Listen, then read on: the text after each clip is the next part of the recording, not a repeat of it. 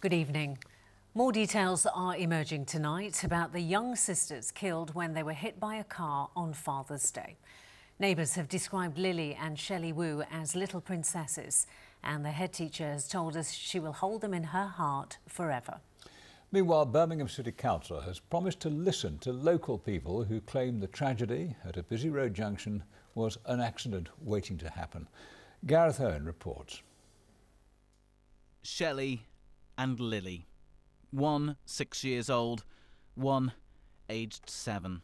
Both just starting to blossom at their new school in their new country. 2 lives cut short. They were just yards from home when they were hit by a car on their way to a Chinese Sunday school in Nechells with their family. Their mother, brother and sister are still in hospital. A 34-year-old man was arrested but released on bail. The girl's next-door neighbour told me he was struggling to accept what had happened. And it's shocking right now because I didn't know what to do after the news, and I was just sitting down and imagine the 2 little princes just died, and there was friendly to my sisters and to everyone as well. There was brilliant kids and there was lovely family.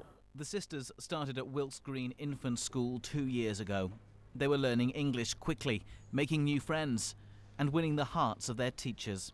The children were super. We will remember them forever. We're going to hold them in our hearts and pay tribute to the family and try everything we can to support the family get through this. But as well as grief here today, there is anger. Every time it's a very speed, very fast. I think 50 or 60 speed is not good. That's why every time it's crossed the children, he go to the park as well. Locals say this junction is simply dangerous. And you can see what they mean. Grove Lane is a really busy route cutting right through the middle of Handsworth. We're at the top of a blind hill here.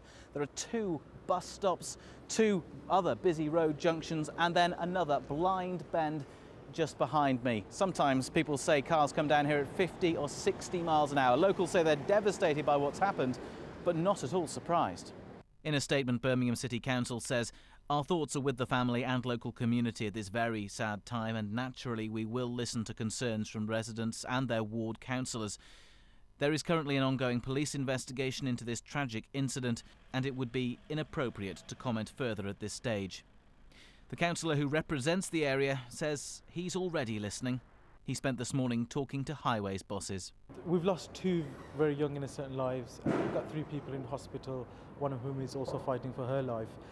We will not brush this under the carpet. We've already had meetings. We'd love to make changes to that overnight, but we've got to wait for the initial police inquiries. I can't suggest the changes that are required there because we're going to rely on professionals to come in whose day job it is to look at this particular site and see what needs addressing here. This is a close community. Everyone is in grief. People have started taking envelopes with donations to the girls' school. One man brought in £200. Classmates offer their own unique tributes. Gareth Owen, ITV News, Handsworth. An inquest has heard that 3 soldiers who died